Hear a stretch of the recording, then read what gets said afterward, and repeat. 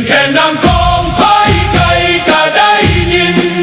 หัวใจหักซาดบ่มีวันสั่นคลอนเขาเป็นทหารของชาติลาวมิ่งให้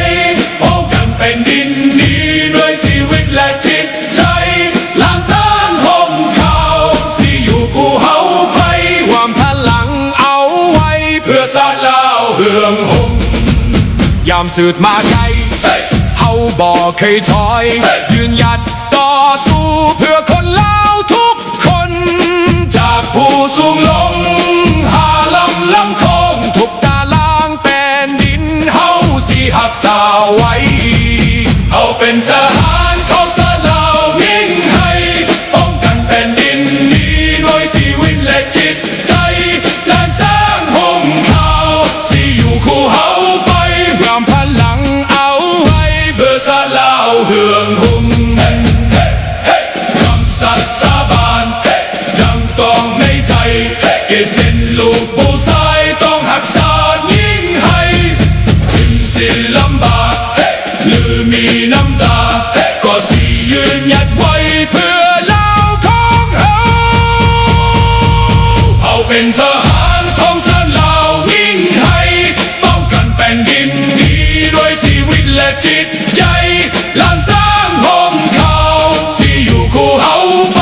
ความพลังเอาไว้เพื่อชาติลาวเฮืองหงเขาเดินไปพร้อมกันทหารลาวมันบ่ยอมไปหูใด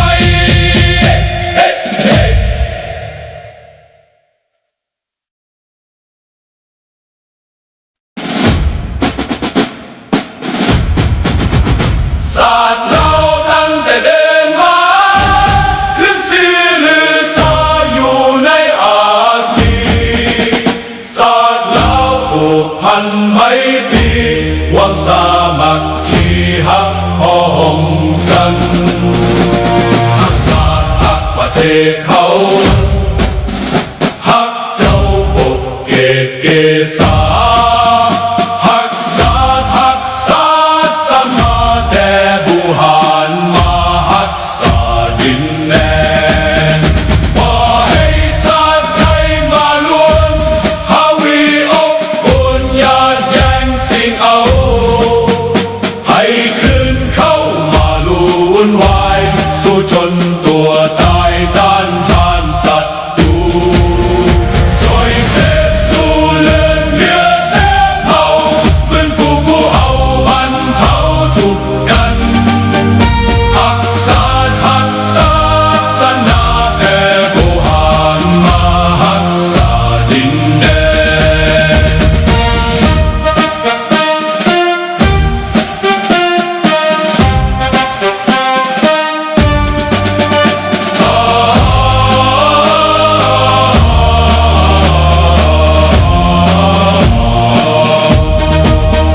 บ่ให้ศาสตร์ใด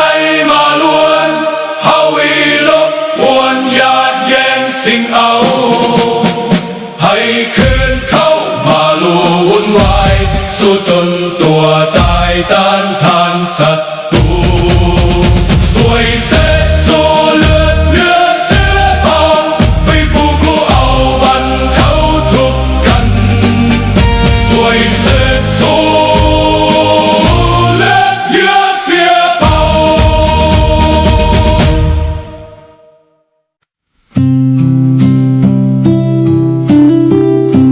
เสียงลมพัดผ่านดินแดนลาวหัวใจประสานยังคอยท่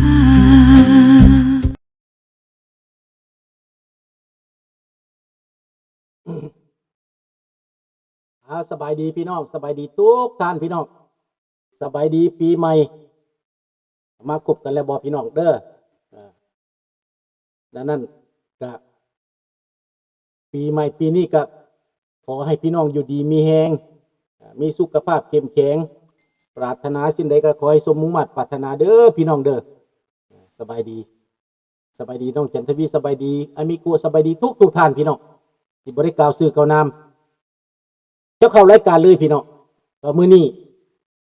มาเช้าหน่อยหนึ่งแต่มีเวียก มีเวียกหน่อยหนึ่งหลังจากนั้นแล้วจังมาไวหน่อยหนึ่งเนาะก่อนเวลาหน่อยหนึ่งพี่น้องธรรมดาก็8 โมงเช้าแต่วันนี้มา8 โมง 8 นาทีเนาะมามีเว้าเรื่องข่าวเรื่องการเยี่ยมยามของเสด็จเจ้าฟ้าทรายสุริวงศ์สว่างพร้อมด้วยคณะที่เมืองซาเวลที่ออสเตรเลียที่นั่นทางวัดเพิ่นได้จัดปั้นรูปสร้าง3 หัวแล้วก็เฉลิมฉลองสักทุ่งซากต่อหน้าพ่อแม่พี่น้องประชาชนชาวลาวอพยพจำนวนหลวงหลายไพ่มากพี่น้องแน่นหนาพาคั่งผู้ใดก็ตัดสินใจไปห่วมเพื่อบ่ปะบ่ทิมดังนั้นพี่น้องเรื่องวันลาวอพยพครบรอบ50 ปีนี้ทุกบ่อนทุกที่อเมริกาต้องมีแห่งหนึ่งจัดหรือ2 แห่งมันใหญ่เนาะประเทศอเมริกานี่จะใหญ่กว่าหมู่เพราะประชาชนหลายกว่าหมู่จัดอยู่รัฐใดรัฐหนึ่งจัก2 แห่งหรือ3 แห่งประมาณนั้นจะดีพี่น้องอเมริกาปีนี้แหละในปีนี้แหละคันแปลพอจะได้ข้าพเจ้าว่าจะได้เพราะว่ามีพวกกองทัพก็จะจัดอย่างก็จะจัดได้ยินข่าวแล้วก็ร่วมกันพี่น้องความสามัคคีนี่นะความสามัคคีคือพลังในแคนาดานี้คิดว่าปีหน้าเตรียมกันปีนี้จะเฉลิมฉลอง50 ปีก็จะจัดให้ยิ่งใหญ่พี่น้องเด้อพี่น้องร่วมกันให้กำลังใจกันและการที่เพื่อนไปออสเตรเลียนั้นมันได้อย่างพี่น้องได้การเมืองเห็นต่างประเทศเขารู้จักว่าคนลาวเขาเป็นแบบใดคนลาวเขามีอย่างมีความจบงามแนวใดอันนี้สำคัญได้พี่น้องวันนี้เด้อเสียงแก้ววันนี้เบิดทุกคนเด้อสบายดีวะสัน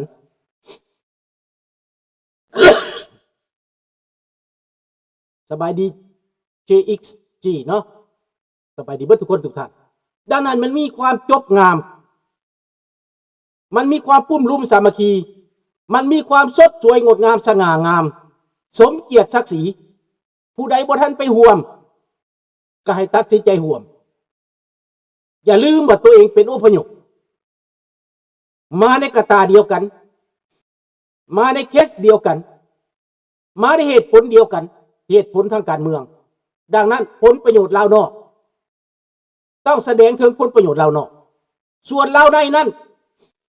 เขาสิแสดงแนวใดก็เรื่องของเขาแต่ว่ามือหนึ่งก็ต้องจู้จอดกันให้ได้มหาอำนาจเขาบีบแล้วถึงเวลาเลยเด้อพี่น้องเด้อถึงเวลาที่ลาวเขาจะแสดงออกอดมา50 ปีฮอดเวลาแสดงออกเลยตีพี่น้อง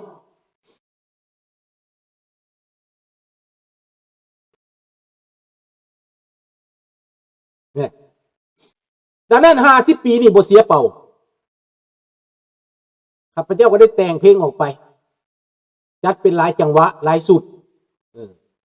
ถืออกถือใจบ่ถืออกถือใจก็ขออภัยนำแต่ว่าจัดสนับสนุนให้เป็นปากเป็นเสียงเป็นปากกระบอกเสียงแทนผู้ที่ปากบ่ได้ไอบ่ดังแทนผู้ที่บ่กล้าปากกล้าเว้าให้สนับสนุนให้ร่วมไม้ร่วมมือให้ยกฐานะบทบาทของคนลาว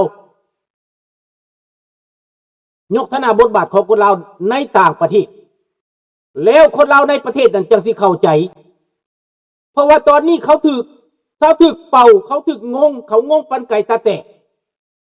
เขาบูจักว่ามีราชวงศ์เขาบูจักว่ามีเจ้าเขาว่าจักว่าเพิ่นรอดมาได้จังใดบางคนถามว่าเพิ่นรอดมาได้จังใดเขาเอาไปฆ่าไปแกงเบิดแล้วพ่อแม่ก็ได้เพิ่นรอดมาได้จังใดโอ้ยเพิ่นจะเป็นงดงามเนาะโอ้ยจะเป็นคอยเห็นแล้วน้ำตาตกเนาะโอ้ยจะเป็นคอยทราบซึ้งเนาะหลายคนกำลังเว้าแบบนั้นในตอนนี้แต่ว่าเฮาอย่าญาติอย่าแย่งกันเด้อพี่น้องเด้อ มาปุ้มรุมสามัคคีกันอยู่ทุกหลักทุกเมืองทุกเขตทุกทีพวกลาวแดงเดี๋ยวนี้ฮ้อนหดไทยพญาราชอินตาแหละอยู่ยากแล้วเห็นราชวงศ์เคลื่อนไหวแล้วเพราะว่ามันมีความชอบธรรมพี่น้องความชอบธรรมนั่นคือพลังไหนพี่น้องฮะหนึ่งราชวงศ์นี่บ่ได้กินเงินกินคำบ่ได้สอราชบางหลวงบ่ได้ขายชาติบ้านเมืองบ่ได้ฆ่าบ่ได้แกล้งผู้ใดบ่ได้ทำลายผู้ใดแต่ว่าเขานั่นทำลายครึ่งล้านคนเฮ็ดให้หนีไป2 ล้านคนและยังหนีไปอีกหนีไปประเทศไทยไปเฮ็ดเหตุงานอีกล้านคนพี่น้องนี่เขาสิตอบแนวใดเขาสิแก้แนวใดเขาก็แก้บ่ตกพี่น้องแก้บ่ตกต่างประเทศก็เห็นบาดนี้นะเห็นได้ชัดเจนเขาได้ชัดเจนเห็นความงดงามชัดเจนในการเปิดเฉลิมฉลองปีใหม่พร้อมกันกับเปิดหลับสตาตุยอนุสรณ์สถานสร้าง3 เสียนฉลองกันอย่างกระเลิกผูกแขนบาสีกันกระเลิกคนลาวบ่จักน้อยจักใหญ่พากันมาให้กำลังใจและในงานราตรีสโมสรก็เป็นงานราตรีสโมสรที่เป็นกันเอง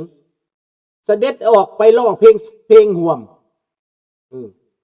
เพลงสาวแคมงืมเพลงอันครับเพลงสาวแคมงืมหรืออีสังก็แล้วแต่ว่ามีการประกอบส่วนในการสร้างบรรยากาศแต่ก่อนน่ะเพิ่นสีซอให้ควายฟังมันก็บ่ได้ยินบาดนี้เพิ่นก็เฮ็ดแนวอื่นก็มีหลายแบบดังนั้นขบวนของเสด็จได้รับการต้อนรับอย่างอบอุ่นจากพี่น้องชาวออสเตรเลีย